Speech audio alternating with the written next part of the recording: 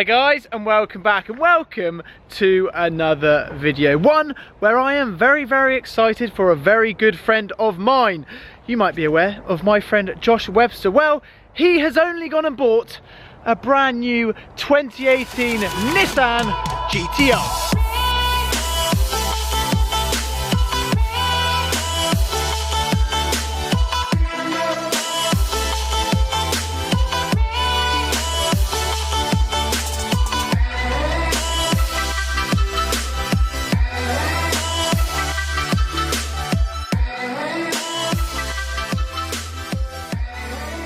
So doesn't that just look ridiculous? I couldn't be happier for him, and well, let's bring him in. Josh, welcome back to the channel. Thank you very much. The man with the ridiculous M4. If you haven't seen this M4, I'll play a few clips of it now. It is mental, and you've only gone and bought yourself a 2018 Nissan GTR. Yep. He just told me, he's just like, I've got a GTR. I was like, wait, when did this happen? Well, it's here. It's a bit different to the M4, isn't it? Completely, it's like opposite, completely opposite. But look at it. It looks unreal. It's a big car, much bigger than the M4. Yeah. A lot longer. Probably the same width, but by the time I'm done with it, it's going to be a bit wider. First of all, you've gone for this white colour. So yep, this white. Yep, storm white. So it's a storm bit like white. The M4. I had the M4 colour. I had the minimal white. So it's a pearlescent white. So pearlescent white. And we'll talk about the specs which it has on it. Yeah. So there's not, to be fair, from factory, there's not a lot you can spec. I've gone for a Recaro edition, so inside it's got the red sort of accents on the seats, Recaro seats, the red stitching everywhere with the black, so it kind of works with the black and white. So I'll probably be going red calipers. No, I think they're cool. I like that. I actually really like the copper, which is with they're the going to be going red, so okay. won't be on for long. Okay, fair enough. Look at the back of it. Look how insane the back of it looks. It's got so much presence, doesn't it? Yeah. And I have noticed also there is a badge which is missing. Every angle you look at it, it looks incredible. When you look at it from the front as well, isn't that just incredible? And these are amazing value for money. Oh, big time. To go from an M4 to that, you can imagine this is just the start of this car with this man. He likes to sort of modify his cars, and we're going to talk about more about that in a little while. But let's look inside it, because these have these very cool little door handles, which actually are very similar to the Hurricane. And we got the key. Yeah, there we go. Oh, we're open, baby. Let's open it up. And look at that. You've got it brand spanking new. That I'm going to have a sit in it as well. But yeah, it's brand new in here. Yeah. That is the thing. Oh look, you've got seats in the back. You might as well not have seats in the back. Yeah, there's not much room at all. There's literally no room at all. Yeah. But that's fine. But the new interior on the I think it was end of 2016, they brought the new shape out. So exterior and interior, but the biggest change has been the interior. Which is kind of the weakness to GTRs before was the interior. So now it's still not Merc or anything like that. No, but it's very cool how you've got all this sort of section here. Real carbon. Real carbon all down here. And then we've got the paddle shifts. And look, you've got your start stop button just there. Yeah, like a fighter jet. Can I start it up? Yeah, go for it. Okay, here I go. You might be thinking that sounds tame. It is tame. But very soon it won't be. Nope. We'll be talking about that soon. It won't be very soon. Look, 600 miles on the clock, you can see it there. So it's actually brand new, this car. Look, all these seats are honestly just totally brand new. Bucket seats. And how it brings the seat out for you. Even the door cards with the red like stitching and stuff. Like, it's a much more premium place to be than it used to be on the GTRs. Right, so I think what we need to do now is go for a drive in this mega GTR. I've actually never been in one. You might be thinking, well, that is mental. You've been in every other supercar. I've never witnessed properly a GTR. AMG GTR I have, but not a Nissan GTR. So I think what we're going to do, jump in, go for a drive, and just enjoy what a wicked bit of kit this really is. Oh mate, this is really cool, because I've never actually got a chance to witness one of these. Yeah, my first time, I remember my first test drive, and I just come out the M4. Yeah. And yeah, it's just such a different animal compared to the M4, and not in like a good or bad way, just completely different car. Because I think some new people to my channel might not know, but basically what Josh did is he took a stock M4 and took it to what was, because like modifying is kind of like hobby. Josh is a professional racing driver, races in the Porsche Super Cup Championship. We were teammates back in the day. He was quicker than me. And basically what you do in your spare time is you like to modify cars. So what he took with the M4 was took a stock car, put sort of exhaust on it, tuned it. What made you go from the M4 to a Nissan GTR? I'm sure people want to know. Yeah, I mean, like I said earlier, it's definitely been a car that I'd always wanted, even before I got the M4.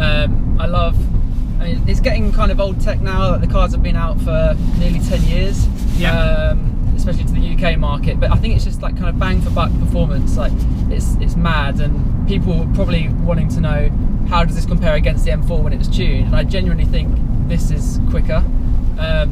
As a stock car, which is just mental. You know, stock's about 562 horsepower. So stock, yeah. So yeah, I absolutely love it.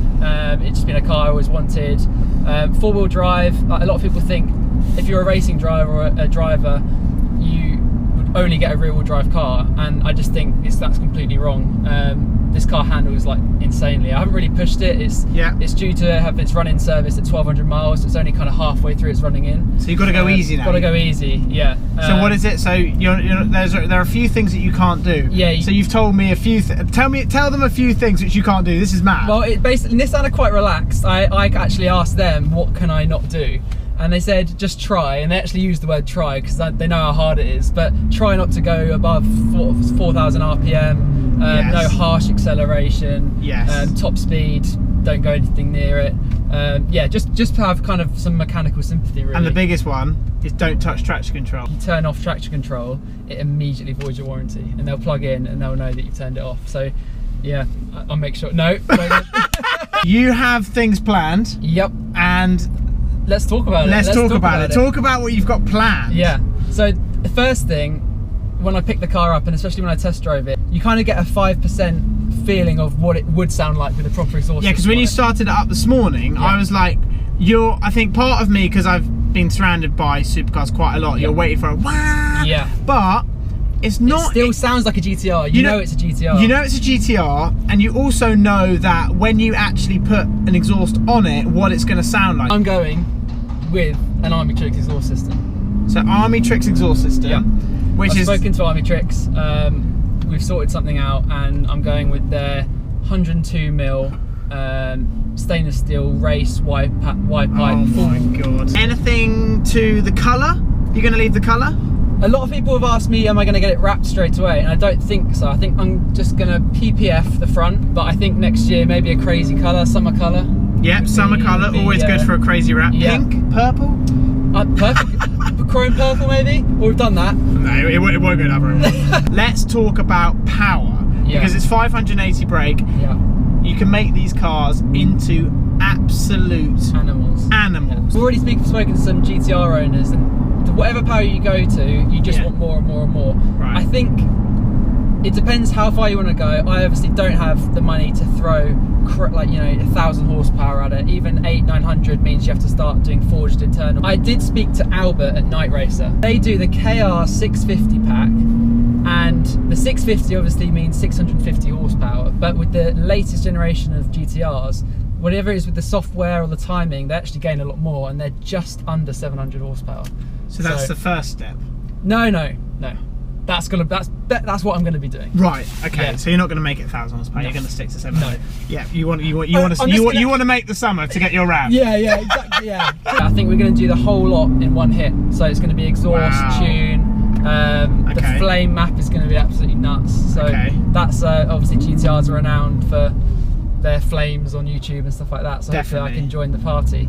I've just got to be very careful with not doing it too early. I want to make sure the car's properly run in, and I don't, do anything too early on. So let's say this car is 85 grand. Yep. That is so much car and performance for 85 grand. Yep. You're basically buying yourself supercar performance, because basically once it's tuned, it's going to be quicker than a Hurricane or anything like that. Yeah. You've got the looks, because it looks great. It looks great from the outside, and it gets attention on the road. Early today in the car park, people taking pictures of it like it's a GTR. And when you speak to car lovers, which a lot of people on my channel are, you basically, GTR, they appreciate it, they know about it, and they just think, yes, I think it's one of those cars, it's very aspirational. It's like an R8 or things like that. It's quite obtainable. Say it's kind of their dream car in a way. Yeah, because it's not sort of like a couple of $100 grand. No. It's a car which is very, very obtainable, and you are getting that performance, looks and everything else for that money. Yeah. Congratulations. Thank you. And keep enjoying it. Don't mod it too fast. Also, good luck this season. Josh is racing in the Porsche Super Cup Championship, which follows round in the Formula 1. So I will leave, obviously, Josh's all his details to the racing stuff. Last round in about a month in Mexico. Supporting the Formula 1. Yep. So that's his main thing, is the racing, and then obviously everything with this car. But yeah, we'll keep you posted in racing plans, etc. Maybe one day we'll be back racing together. Who knows? I think that should be on the itinerary for a few years' time. Who cares? Doing racing together, who knows what will happen? But yeah, mega, and what a car. So there we go. I've just jumped out of the GTR, and I couldn't be happier for Josh. What an amazing car, my first proper experience of it, and just is so cool. We can't go quickly because this car is brand new and it is just being run in as we speak. But yeah, like I say, amazing car, amazing value for money, and you're going to see this a lot more on the channel because he's going to be modifying it and sort of changing it up sensibly, but it's going to be very, very cool. We've actually just left the ignition on and we just look at it all glowing. I will leave all of Josh's details down below, Instagram, everything else. Anyway, I hope you guys have enjoyed this video. Don't forget to hit that subscribe button if you haven't already, and I will see you all very soon.